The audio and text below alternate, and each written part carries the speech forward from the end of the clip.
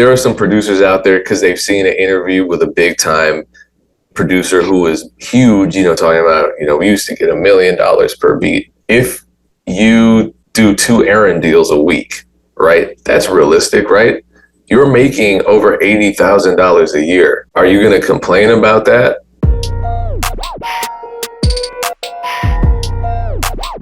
This is the breakup episode. What's going down? It's the Music Entrepreneur Club podcast. The team is once again fully assembled. How is everyone feeling today?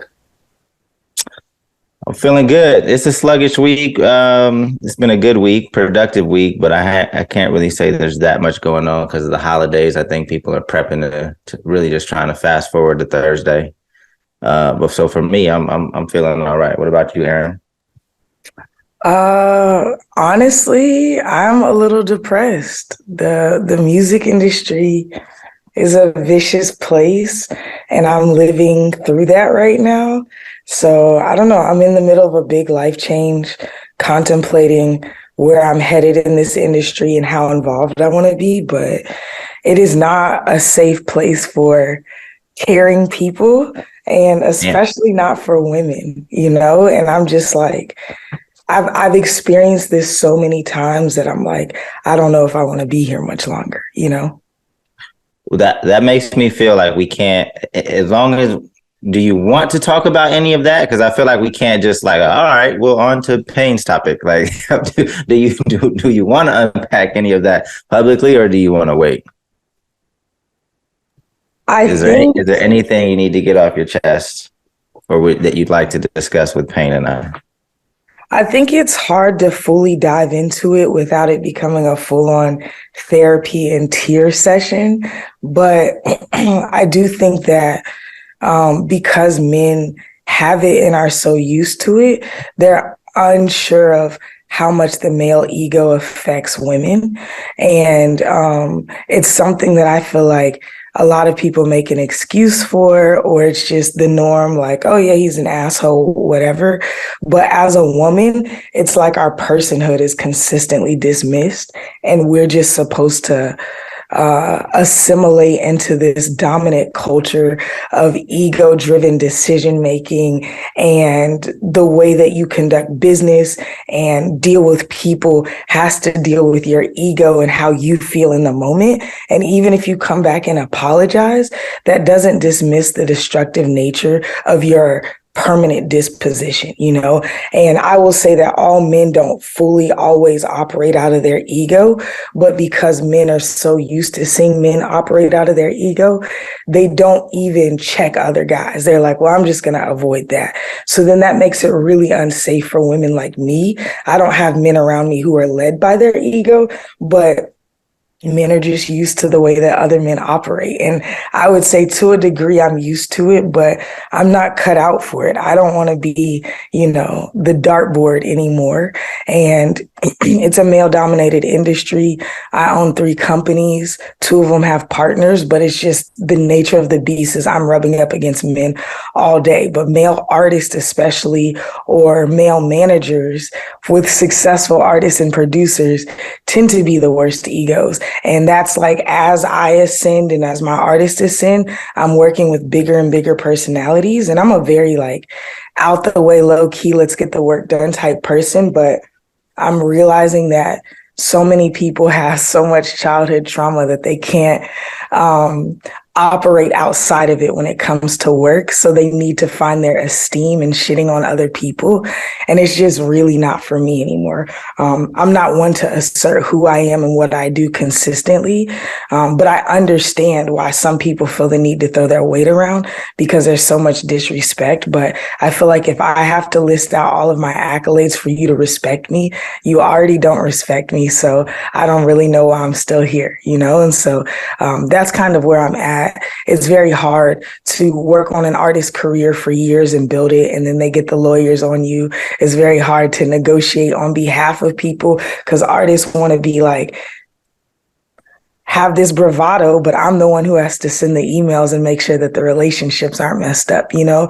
And I just think that there is very little account for people who sacrifice themselves daily for the wellness and goodness of artists.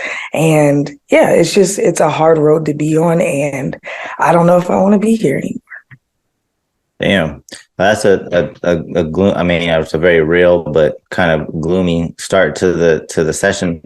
Would it, for me, I mean, maybe for people hearing that, they still don't understand, right?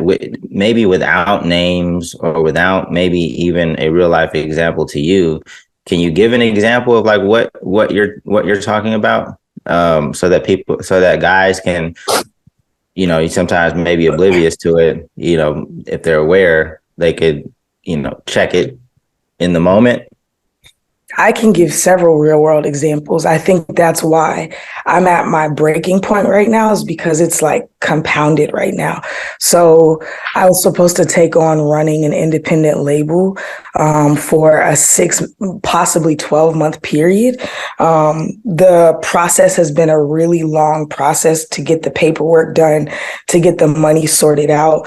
And I found out that the label is just signed an artist who has predatory behavior on the internet and has been investigated by his previous label for predatory tactics and different just terrible things. I have personal experience with this artist. I wouldn't ever be in a room with him solo, much less let any woman that I love be in a room with him, not because I feel like he's going to necessarily sexually assault them, but because he just doesn't respect women in general. So on a baseline level, as a human, he just sees women as utility, either they're for his sexual interest or they have to be delivering a job. I made this known to the label, and I was like, yeah, this is make or break for me. And it was a life-changing amount of money, and they went with him, and that's fine. But I got calls for a week and a half from the head of the label and some of their staff asking me why I was making the decision. And I was like, hey, I'm not the fucking problem here. And the fact that the questioning kept coming in my direction proves to me that it's like they're so much more interested in this, you know, and they kept telling me I was the linchpin, and they asked if I would work with the rest of their artists. And I was like, no, my name won't be associated with somebody that I know from personal experience as a known predator. But they seem to be disgruntled with that. And then after I kind of put my foot down, they ghosted me. So it's like people don't care about people. They care about what people can do for them. And this is, I feel objectified in a very specific way with that. I have another man who's trying to sue me because he took a soundbite from one of my artists when she recorded a short film for him, and he turned the soundbite into a song and released it. I reached out to him via text and asked him to take it down because he doesn't own the rights to the intellectual property.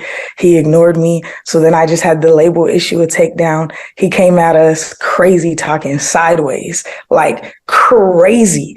And now we're in, he hasn't formally done a lawsuit, but he emailed me again this week and was like, hey, I'm trying to make this happen. I'm trying to be amicable before I get the lawyers on you. But it's like, no, I tried to reach out and be amicable, and you tried to shit on me.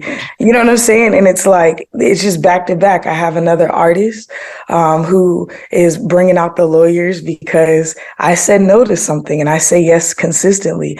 And it's like your willingness to quickly bring out lawyers. We've been working together for 5 years. I have a major part in the trajectory of him as an artist. And the first time I said no, he pulls out legal action, which is wild to me because, again, that means you don't care about me. You care about, and the thing is, he has no grounds for legal action, so he's just going to waste a lot of money. But yeah, I'm in the middle. That's maybe 3 of the 10 things that I'm dealing with right now.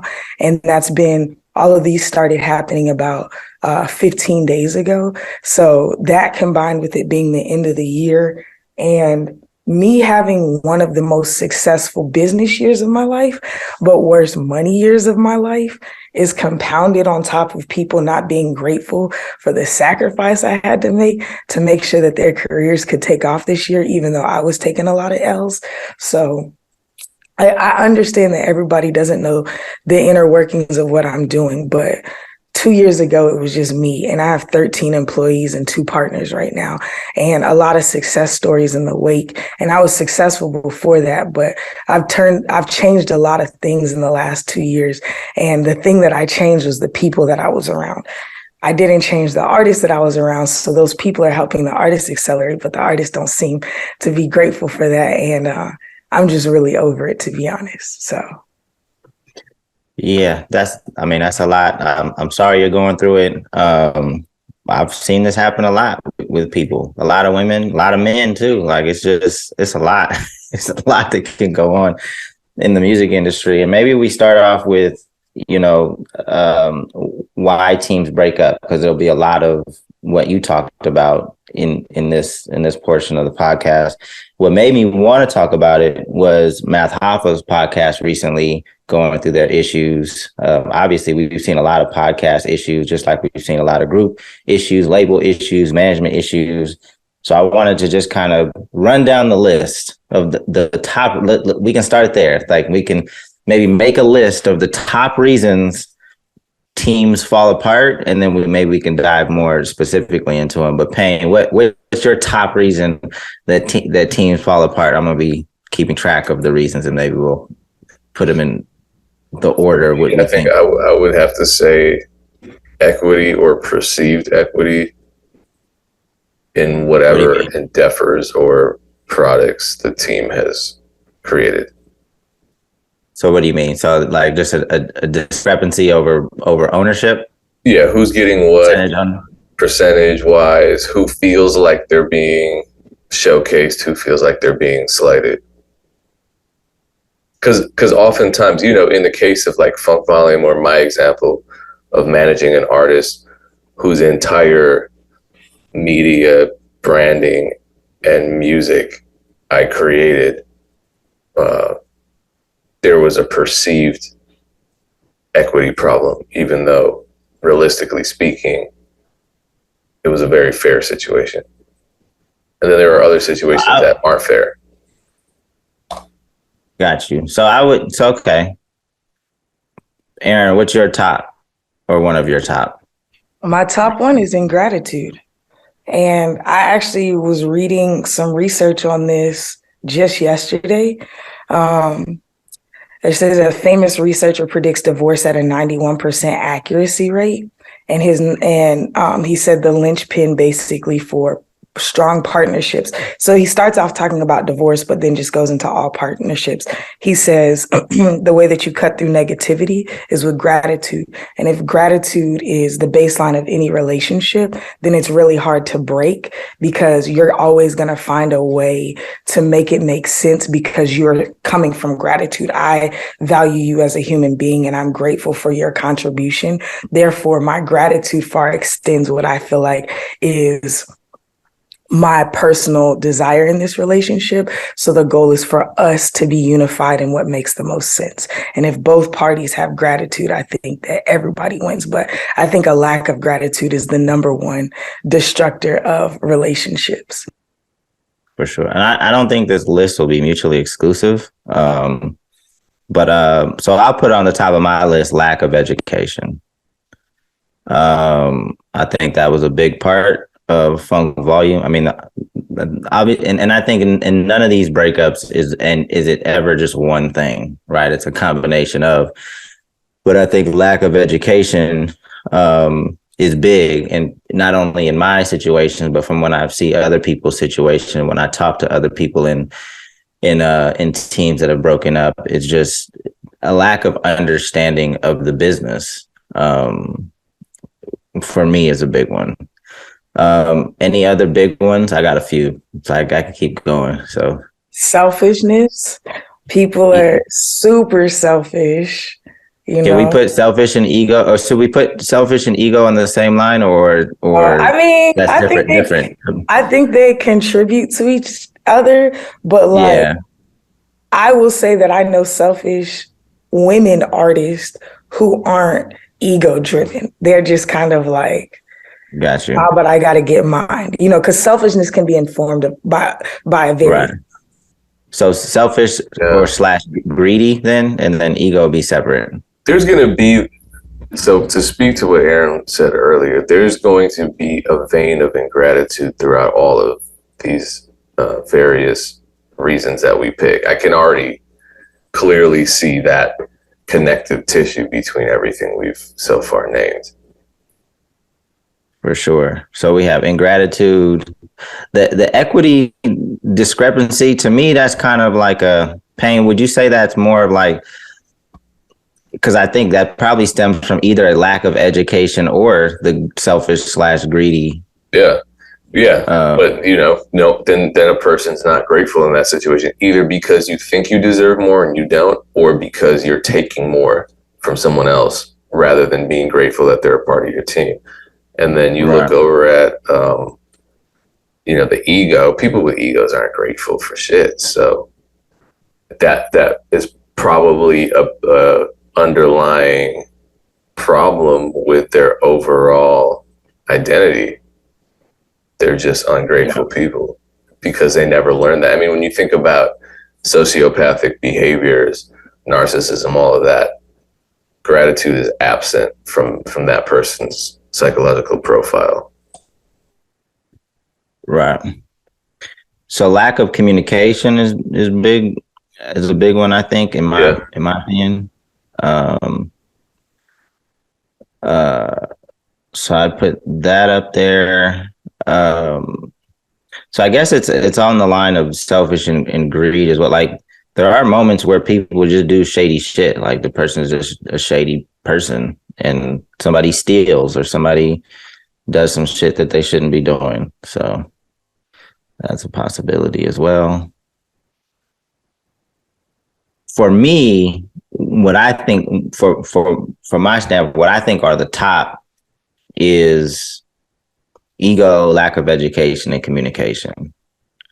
That's what I think are the top three. So Erinn, you'd probably go with what? Ingratitude? I would say ingratitude, miseducation. I don't know if I feel like that's hard. Yeah, ingratitude, miseducation. I think communication/ego is on one because it's like I try to communicate, but if you just, you know what I'm saying? If you're so like full of yourself, it doesn't matter how much I'm communicating because you're only gonna hear it when it's what you want to hear. You know what I'm saying? So I feel that same way about education because when I got into the music business, I didn't know anything. And I was working with a lot of other people who didn't know anything, but they never did anything crazy. And they never let their egos override their perspective. And they never allowed their ingratitude to creep in, and that was something important. You can be dumb as bricks when it comes to how the music business works. And then when a producer says, hey, this is a 50-50 split, you say, all right, I'm going to look this up. You research it, you don't react. And then you look at what other people are dealing with and say, okay, is this something that I'm comfortable with? Well, let me put it in a perspective. I'm new. In some cases, producers don't get a 50-50 split. In some cases, they do. I'm just going to take it. I'm grateful to be here. I'm learning, and there's more to come. That's the difference, I think. So I think a lot of people with the music business blame ignorance and lack of education for something that is honestly just a personality disorder. I want to jump on that because I will agree. Another one of my issues right now is I offered some producers a fee plus 25% of the master royalty in addition to 50% of the publishing, right? They get their publishing. We couldn't pay them as big of a fee as they wanted. So instead of just the 2 to 5 points, we said, cool, let's give y'all 25. I had a producer go off on me over the course of 15 emails saying the wildest shit to me because he said I was being unfair and taking advantage of him. And I was like, hey, you should probably, I said, we're giving you actually triple the points that we've ever offered anybody. And the reason, he was like, well, when this artist was independent, we used to go 40-60. And I was like, he was a fifth of the size. We have a label now, and we're exploiting the artist in this manner, and we're also giving you a fee. You weren't even getting a fee back then. And he basically, I knew that I couldn't be the one to educate him because he was angry at me. So I asked him to go speak to other producers. I was like, I think you should go take this up with some other producers. And he was like, all of my producer friends make a living off of their advances. This advance isn't enough to make a living off of. And he was just so miseducated. And I could have thrown my weight around and just been like, do you realize that I'm a part of it?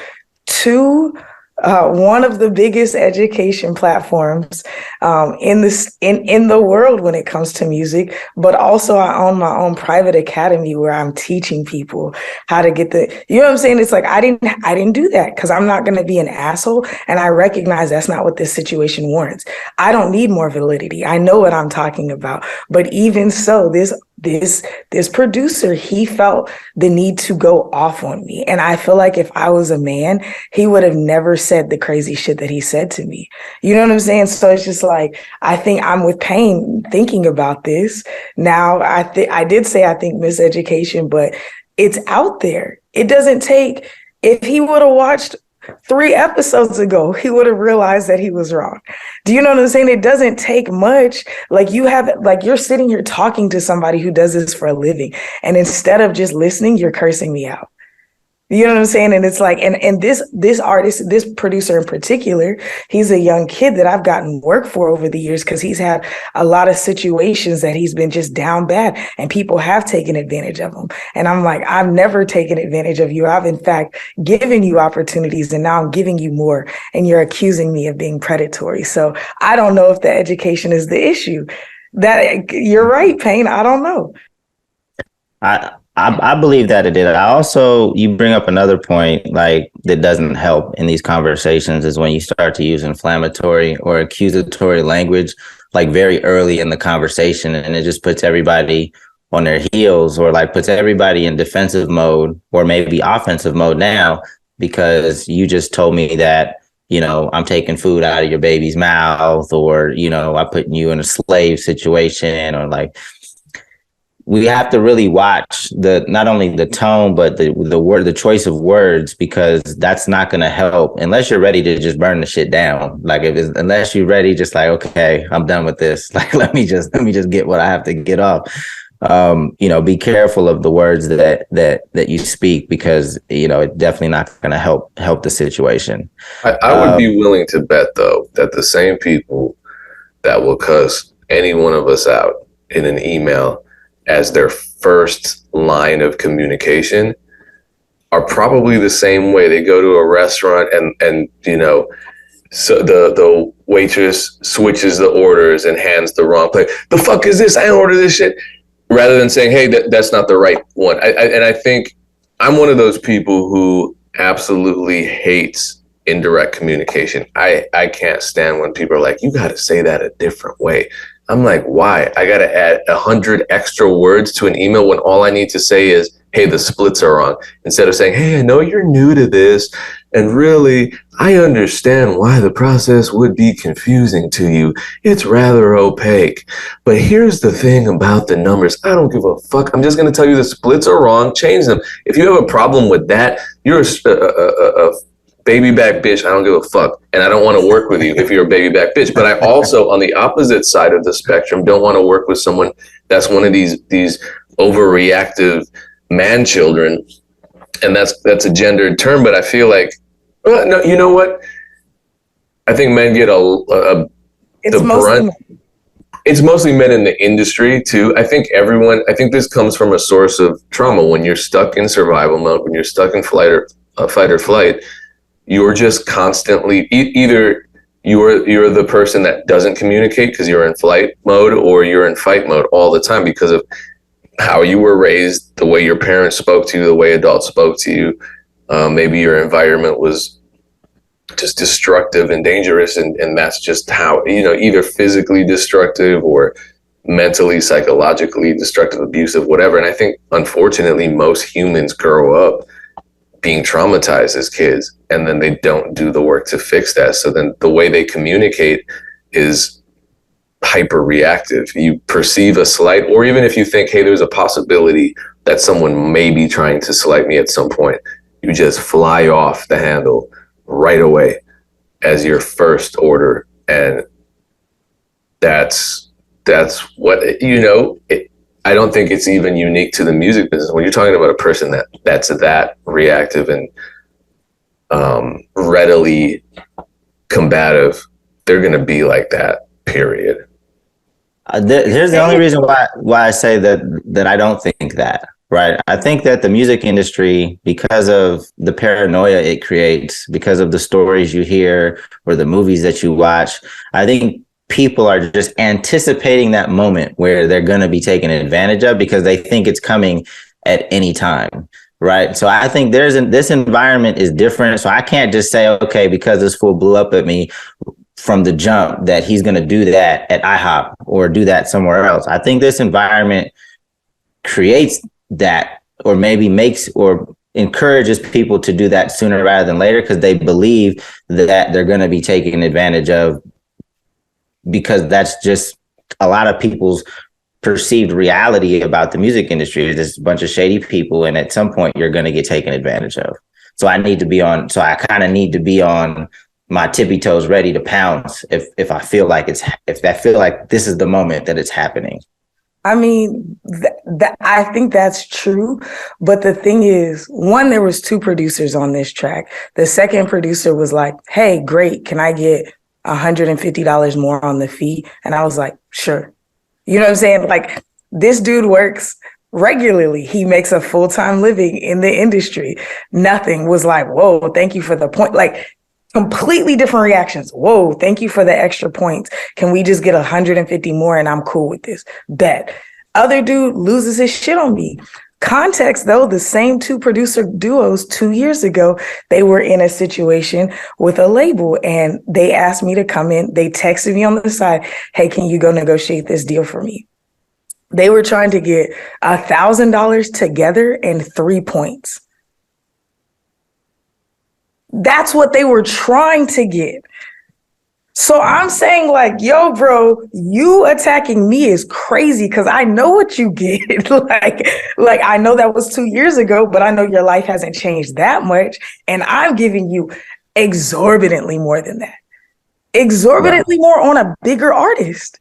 Like an artist that's 3 times the size of the artist I was helping them negotiate for. And so, like, I'm saying still, I just don't get it because it's like, that's what I'm saying. I feel like, because the conversation started with another man with that. And then the man asked me to come in because I'm a better negotiator. I got them what they wanted. Do you know what I'm saying? So for me, I just feel the same way. It's like, I'm not trying to make this I don't rock with men because I love men and I feel like we need each other. But I feel like if I keep holding the strong face and being like, it's all equal, it's not. Like, I need y'all to know that women are out here getting eaten alive. And every time I'm looking for a mentor, it's more women who are like, yeah, I ended up actually getting out of the industry. I'm not working there anymore. So it's not just something that I'm just, currently sensitive about right now. This has been my last 12 years. And the more that I know myself and care for myself, the more I'm realizing that assholes exist, but especially in the music industry and especially directed at women who are trying to help them. It's almost like, kind of like what you're saying, Dame, people just expect to be taken advantage of, but dudes won't boss up on other men. If they think that you have more money or status than them, they won't do it. But for women, they don't care what you have. They just look at you as an ample victim, ready to blow up all your bullshit on any type of thing that you're upset about. The first woman who comes in your direction, she's getting all your anger and angst. You know what I'm saying? So I don't know. I think it's a really hard place to be because I will agree. It is the music industry, but I do think it's childhood trauma, but I also think it's because I'm a woman. Wow. So I wasn't, when I was talking, I wasn't speaking on your situation in particular, because I mean, I don't know all the details, but I was just speaking more so in general.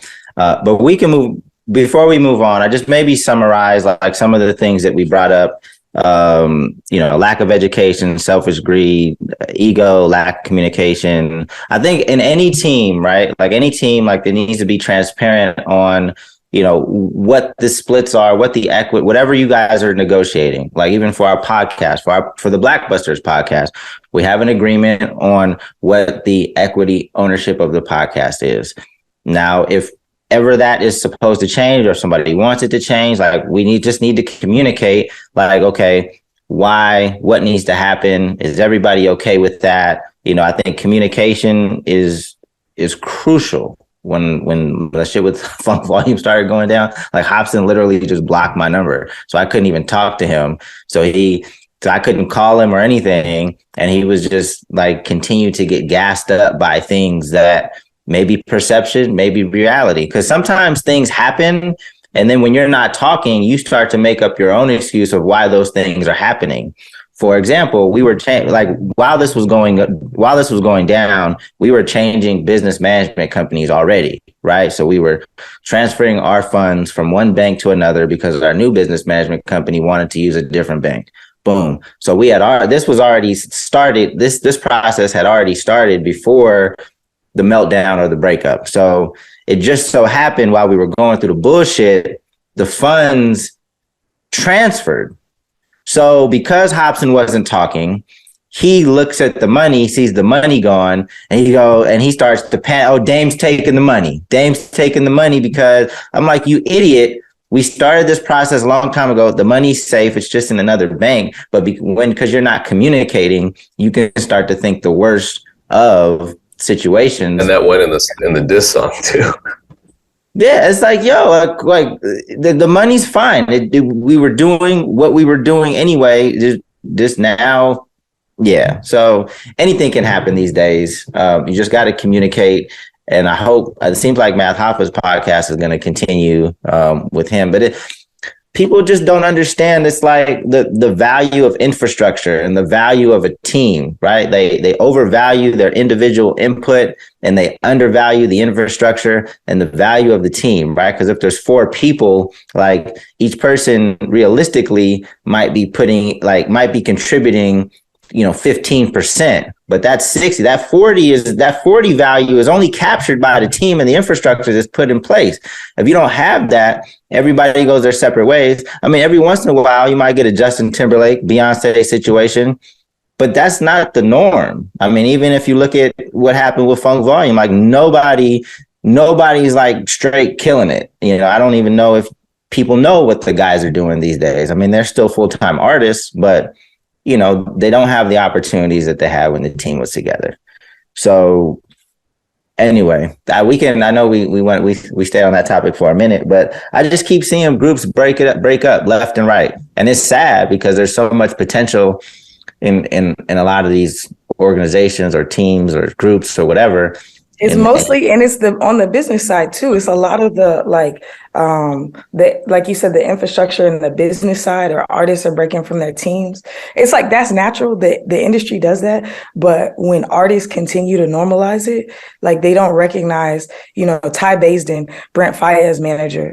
He has a book called The Culture Playbook. This is not an ad by any means. It's a book that's changing my life. I'm literally reading it right now. But he talks about how you can't make decisions off of money. You got to make decisions off of people. He said, money can come and go. You can create more money. You cannot create more people. You can't create the synergy that you have with people. You can't create the trust that you have with people. You may find another team, but you can't pay people to care. And that's what I think that people don't realize. Like, I am a phenomenal business person because I care about the people that I work with. And that's just innate in me. I know people who can negotiate better. I know people who understand the structures of business better. But when it comes to care, that means that I understand your psyche. That means that before I talk to you, I already know what I need to say for you. So somebody could negotiate better, but I'm getting more of what you want. You know what I'm saying? And I think that people discount that because they're looking at dollars and cents and their ego is speaking for them. You move somebody out the way that cares about you, it'll be hell to pay in this industry because you don't understand what they're blocking and shielding you from. That's another thing. I'm sitting here taking all the bullshit, only bringing you back the good. And you don't realize it because I'm not telling you about it because I'm built different. And it's like people just don't understand. Like when you're breaking up from somebody, it's more than just money that you're missing out on, or it's more than just, oh, I'll just replace this manager. Especially when you've been working with somebody for a long time and they know your ins and outs. You're setting yourself up for failure because you're more interested in the bottom line than you are in the human collateral. In this industry, the people who outlast have the human connection. People don't care about assholes with money. They care about people. When I walk in a room, there's love. When artists walk in the room, they may or may not know you. You got to start pulling out your Spotify. Like, look what I got. I don't have to do that. And people don't understand. It don't matter what your numbers are looking like if people don't want to be around you. I agree 110%. The one thing we didn't talk about was trust. Once the trust is gone, it's all those other things come into play, and it's definitely going to break down. But I know, Payne, you had some topics you wanted to get into. What do you want to talk about first? Well, it has to do with expectations, and so I wanted to know especially Erinn's insight, what her expectation from producers is, because I think this goes back to communication. I think there's a lot of miscommunication. I, as a producer, when I'm producing a song or a beat for an artist, there are some expectations that I hold myself to, and I think they make sense. But sometimes I hear about the expectations from recording artists that they have on producers, and I'm like, wait a minute, that's not what we do. That seems unreasonable. But before I get into that, Erinn brought up a lot about the expectations that producers have of the labels that they are commissioned by. So, and you don't have to tell me, but you were talking about a situation where you worked with two producers, gave them the same deal. One was cool with it, or they negotiated up. Everything was good. The other artist just blew up, had a fit. What was the advance you were offering? Can you say the number? Yeah, I'm chill. The advance we were offering was $400. So we were offering $800 on the song and then all the points. So I think typically my thing is I'm typically cool to offer anywhere between 1,000 and 1,500 at the level that our artists are at. Some of our smaller producers will do like 500, and then we typically do anywhere from 5 to 10 points. But we usually offer around 10 points because we're a smaller label. Do you know what I'm saying? So It's like we can collateralize, especially because we work with the same producers. So that's where we're at with our money. So that was a collab then. So you were offering, realistically, $400 per producer plus 12.5 points. Okay. So basically $800 for the producer.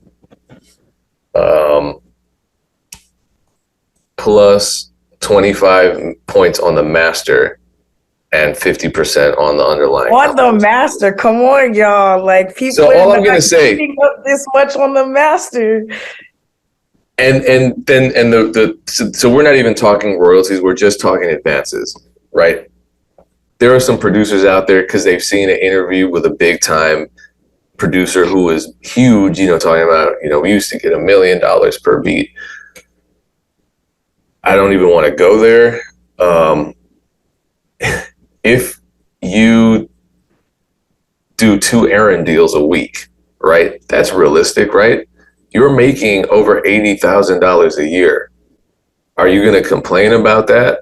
I mean, maybe if you're up here, but if you're up here, then either say no or just say, all right, cool, but whatever, I got other money coming in. I mean, that's how I look at it. When I was getting started, $80,000 a year for a career that doesn't require a degree, you're basically stepping into this world without having any student debt. 80 I think it's 8320. That's not bad.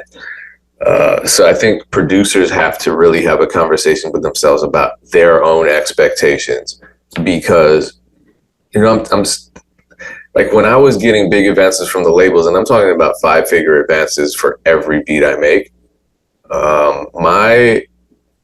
my overall money was lower than it is now. And people are like, oh, you're selling the beats for $32.99. It's like, yeah, but I get to work with way more people. It's just a different business model. You can survive and thrive in either models or a hybrid model, because I do both. But I think expectations are what drive a lot of the ignorance and a lot of the dissemination of really bad takes on the overall industry. Because some people look at it as like, nah, I'm only getting, if I can't get 50K a beat, like my favorite producer said they got in a podcast, I'm not doing it. So then they end up, I don't know, cussing you out over an email for a really reasonable deal. But let's reverse the seating position. What are the expectations of a producer? Well, both of you, because you both run labels.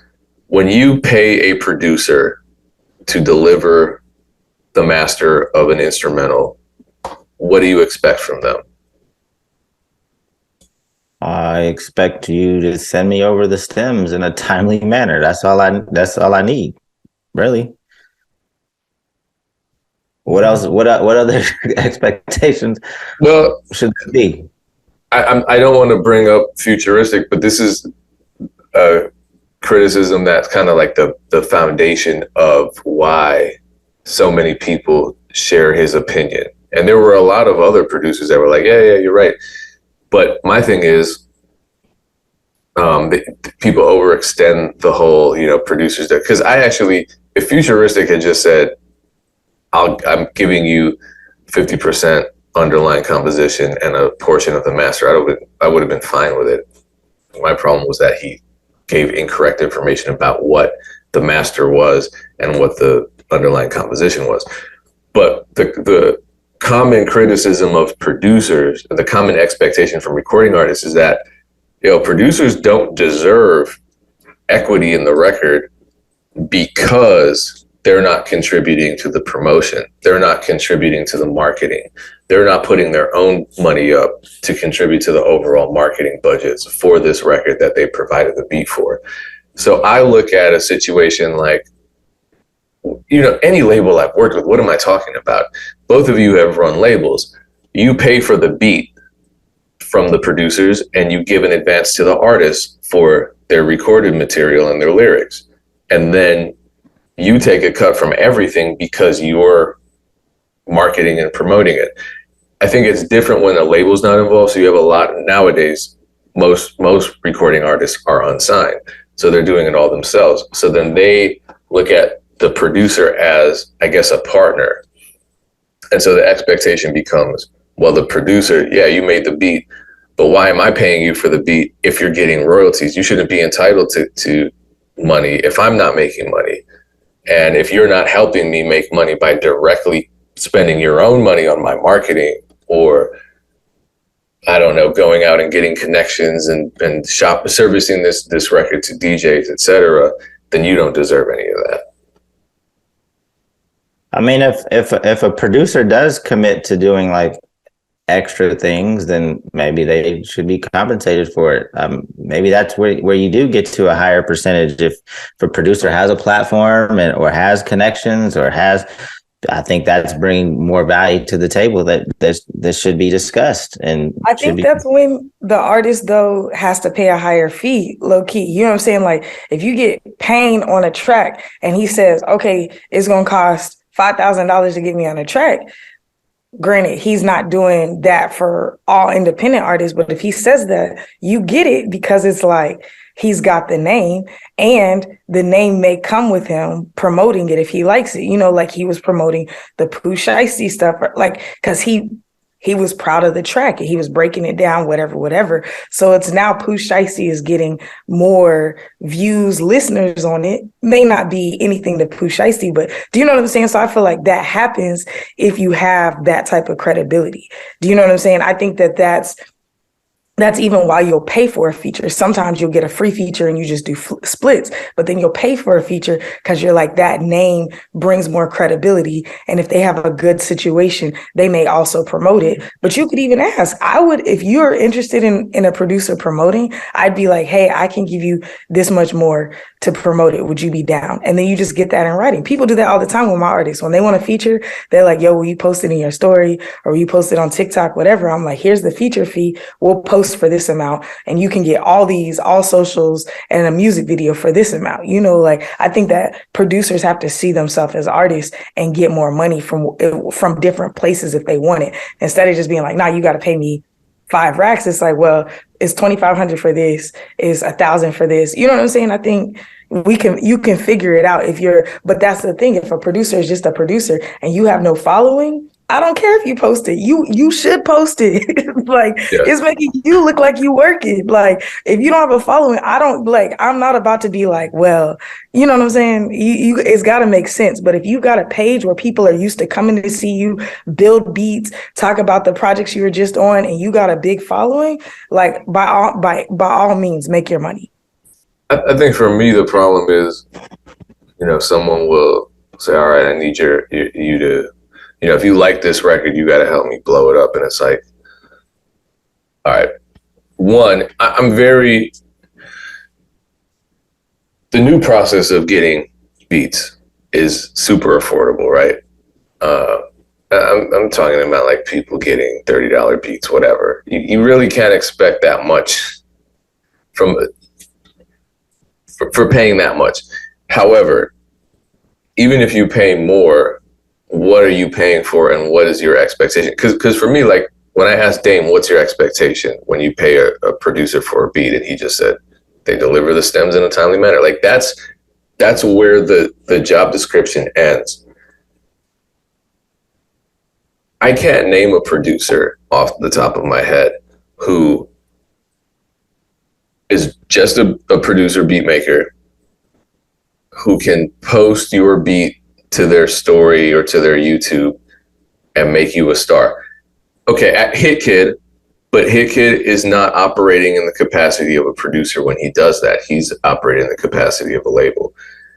And realistically, most producers can't do. I have 125,000 YouTube subscribers, but if I'm posting songs from other artists that I produce for all day, I posted a record. This is how crazy it is to me, because a lot of rappers will come to me and be like, yo, you need to help promote this project because I paid, $60 for this beat. Even if I had the time to do that, because you got to figure I'm working all day on what I say I do, which is produce music. I don't have time for anything else. That's why you want to work with me, because I'm the person that's good at this one thing, not that because I'm the guy that offers this boutique service. Yeah, you get beats, you get promotion, you get marketing, you get graphic design, you get mixing, mastering, tax preparation, blah, blah, blah, physical therapy. No, I'm just good at this one thing. And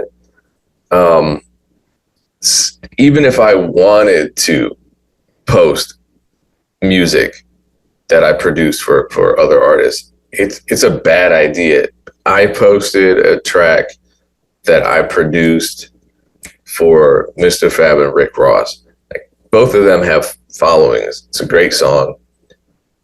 It barely got 1,000 plays on my YouTube channel because my YouTube channel isn't meant for that audience. Even if I post it on my Instagram, the people on my IG, the people on my YouTube, they're used to me posting beats and producer content.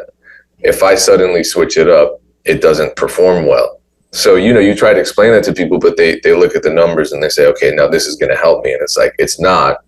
So I don't even personally feel right asking for money or anything extra in exchange for that, because I don't see the service as all that useful or worth it. That's just me. But I think the conversation of, now producers, in order to get the bare minimum, what, traditionally they get out of a situation, now extends over to operating in the capacity of a label, a promoter, a graphic design, whatever. That's where I'm raising my eyebrow, because I think that's unreasonable. Yeah, I think, long story short, I don't think artists should be expecting producers to promote anything unless that's what they do, unless that's part of like their brand, and that. Artists should be putting together their own promotion schedule tactics like that. I've never expected a producer to promote. I think they should, like Erinn said, I think they should be promoting, because that's just letting people know that you're working. But yeah, I don't, even for this cuddle season project that we're putting together, I'm trying to give these producers more exposure. I think there's an opportunity for producers to step into that realm and to, maybe separate themselves from other producers that just produce, and build a platform, build a brand that has some value. Where that's another reason why artists might want to work with you, because, you promote and you make dope beats. I'm actually really jealous of the producers that just make beats and they succeed that way. They don't have to be a personality. They don't have to put out content. They don't have to split their time. The producers that they're in the studio, they make their beats, they're making 6 or 7 figures a year, and they're happy doing that. But you gotta comment on what the exchange is, though. It's like it's still social. Yeah, no, I mean, I'm saying there are producers that just don't even leave the house, and they maybe they've started now, but some producers just have the social proof. They're in the right place at the right time, or they're just so incredibly talented, or all of the above, where they can just make beats all day, send the beat out, it becomes a hit, and that's what they do.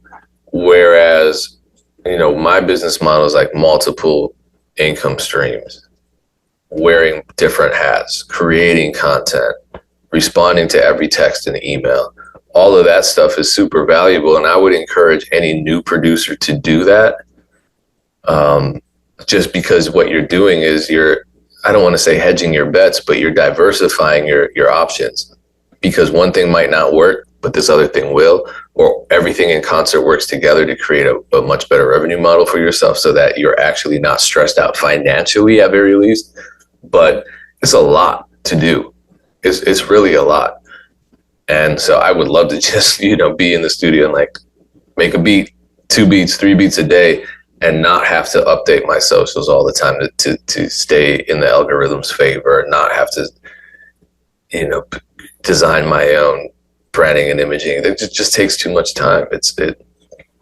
But I love what I do, and I wouldn't trade it for anything. I'm just saying, wouldn't it be nice to have more focus? Yeah, I mean, I think that's what everybody would like, but these platforms have given us an opportunity to still make a living. You just have to do the extra stuff. This is it just is what it is. Exactly. And I think the trade-off is that you have more people, more producers making a living than you ever have because of these platforms, because of this extra work. I mean, with the opportunity comes the burden of working like crazy, which, hey, I'm taking that on. I'm not going to say don't do it. I'm not going to say it's a bad thing. It's a great thing. I live the life I live because of taking advantage of those options. Cool. So I think, my bad, go ahead. No, I was just the last thing I say, when you say active like that, you're usually like one of the first people to uncover new revenue opportunities first. So when you're always active and you're exploring new tools and resources, because revenue streams, they come and go. Like some dry up, some new ones open up. So you got to be on top of it, so you could be the first person to capitalize on it when it is something that is possible for the producer or artist community. So I actually, for the most part, enjoy it. And I think it's dope having so many different revenue streams and so many different ways that artists and producers could set up their businesses. So I think it's, you've heard me say it before, I think it's an amazing time to be a creator. That's my opinion. I know it's frustrating and it's difficult, but no, it is. I think we look at the older eras and wow, those creators were making so much more money. Yeah, but there were like 1/1000th of them, and now everyone's doing pretty well for them, or they can potentially do pretty well for themselves with less effort. I mean, think about comedy. And I say this respectfully. I'm sure going through like a 15-year stand-up process, touring and getting heckled and shit on for 15 years was awful. Nowadays, you have a viral YouTube video. You can potentially turn that into an actual sustainable comedy career. So music, same thing. Same thing. There are people who, 30 years ago, a beat maker in, I don't know, Vietnam, I'm thinking someone in particular, they weren't going to make a killing in the hip hop world. It just wasn't going to happen. But now, because of the internet and beatstars and YouTube and this and that, they do it. And they don't even travel to the United States. Their talent speaks for itself, and they just make the right decisions. And there they are. So, yeah, let's end on that positive note. I want to talk about the Steve Lacy situation on the following podcast, because I've been punting that for a good couple of weeks. I think it's interesting, not just because of him, but just because of fan culture in general. Join the Excellence Academy, excellenceacademy.biz, theexcellenceacademy.biz, right? Yes, we're relaunching in January. It's still happening right now. You can join us. We're reading Atomic Habits, but we are relaunching at the end of January. Lots of very new, exciting things. I got to get you and Dame involved now, because I've pivoted my structure, because that's what I want to pour my energy into. We started off talking about how I don't know exactly where I want to go, but I do want to spend more time with the Excellence Academy. I mean, we're getting invited, Payne. We're getting invited to the Excellence Academy. I want a wax sealed letter with like a golden. I'm not going to believe it until I see the invite in my inbox. We'll keep you updated on the podcast whether or not Damon Payne actually received the golden ticket in the mail. Until then, appreciate you tuning in. We'll catch you on the next episode. Peace.